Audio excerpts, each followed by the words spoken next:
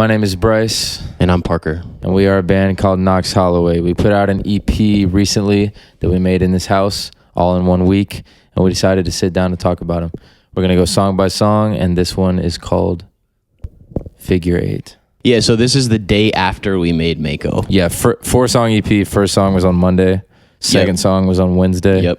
This song was on Thursday. Yep. Spoiler alert, the last song was on Friday. This one was super cool because we had one of our friends, Haley, who's an incredible photographer, film it, do like little BTS day of whatever it was. So we actually have like video of us being in that session. We talked about, it's so funny, like John Bellion is one of our biggest inspirations. His making of videos on YouTube were like one of the main reasons that we started making music. And one thing about those videos is he's very animated all the time. And it's like, you know, a long duration of time cut into very small chunks of like excitement. And it was so funny because her filming us working on this song, I was excited to look back at the videos like, man, like the song is dope. There's a lot of energy. Like we're going to be able to make one of those videos. And I look back and literally most of it is the back of Parker's head at the computer, like playing the same section over and over again, getting this one thing right. And then me in the back on the couch, just like mouthing to myself, like, yeah, I'm like messing up guitar parts. Yeah. And then all of a sudden Bryce is like, okay, I got the verse. Yeah. It's like, it's not exciting at all. The process is not glorious. It feels glorious, but it doesn't look glorious at all. It is fun though. I remember walking in the house before the session. So I'm about to play this piano over my shoulder. I had this part right here. Like that whole melody, and I had assigned chords to it, and then I laid down the drums. The drums are the signature part of this track to me, and it's this like over the bar line quarter note triplet groove that I was very proud of. And so I laid down that chord progression, the keys, and the drums, and that's like when you came in, is like when I had those two elements together. Yeah, and that in itself is not necessarily like rare that happens for us. Like we often start with a loop like that, and then we'll just see how we feel about it. But I remember you specifically being like, I have this thing, like you probably won't like it. And I was like, okay, we'll play. And I was like, holy, that is so fire. We talked about it in one of the other videos a lot about like, you know, you'll make stuff that never comes out. I think it's just really important to, the only thing that matters is like feel led with what you're doing. Like, 100%. Don't work on something if you're not feeling anything. Find something that you're feeling. Like not everything has to come out and be the best thing ever, but don't work without feeling. And something. I'll give props to you too, because we've gotten into like have like half a song done, and I'm like, yo, I don't know if this is it. And he's like, okay, and you're just like, okay, let's just change. Yeah, like you're very good about that. So keeps us moving. Cool.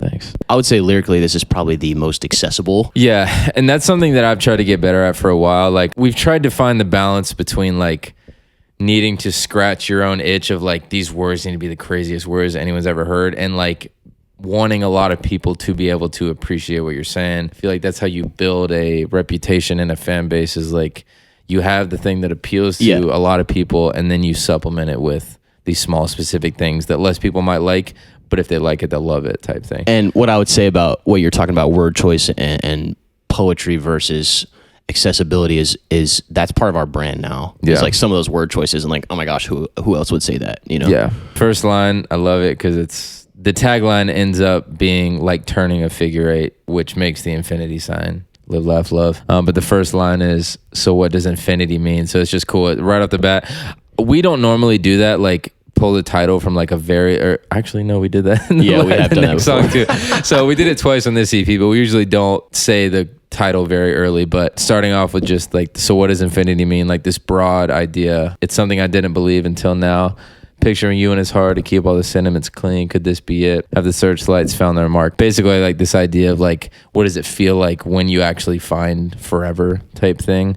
Is it something that you can know, or is it something that has like infinity does not exist until it's past type thing? Damn. You want to talk about what are the rhythm changes from verse to pre? Like, is there's not really. Okay. That's the thing, is the quarter note becomes more present going into the pre-chorus. Yeah. But that's also part of the vocal melody, because the vocal melody, I just remember like the beat was sick. Like we said, we wanted this to be accessible. It was just very like you want to move when you listen to a thing. I had no words for the pre-chorus, but it was just like a little move. It was like that's how it needs just to something feel. That makes you want to just like waddle your feet a little bit. Shout out Surf's Up. But yeah, so like, you know, a lot, like he was saying, the shuffle groove for most of the song, and then kind of breaking it up a little bit with more of this. Music term of the day. Shuffle. So a shuffle is a drum groove stylized entirely by triplets and this like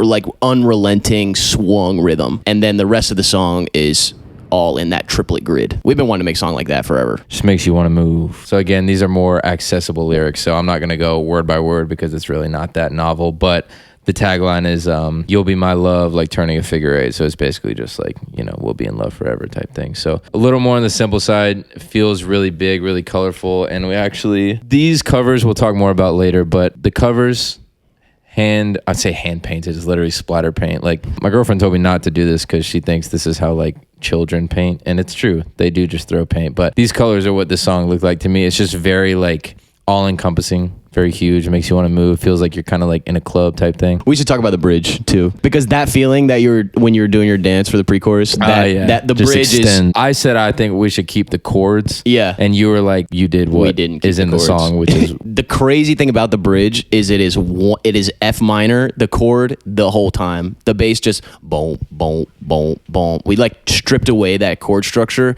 because I feel like it was so present through the whole song. Yeah, that breaking it down on the bridge, coupled with that vocal melody that just da one chord is like really makes it feel different, you know. But it's a melody we've heard earlier in the song. Yeah, and like you're saying, it's not a bluesy song, but there are bluesy elements. Like even just the bass, it going boom, boom, boom, boom, boom. Yeah, boom. yeah. Like, not saying that's the craziest thing ever, but that change in itself is a little bluesy. And then we get into a lot of vocal stacks in the end of the bridge, and it kind of becomes this like very bare bones but still dense moment. Staying on that F minor let us stack the chords. Yeah. We didn't have to assign the vocal harmonies to any sort of chord progression. Yeah. Right, so we could stack out those harmonies, and you'll hear them build all the way to the chorus. Yeah, so it became a really cool moment. So I feel like a lot of that song it has a maximalist emotional effect, but it is relatively minimalist. Like there's not a lot going on. Yeah, but everything is doing a lot of work. Yeah, we should also mention that there's a ukulele in this song.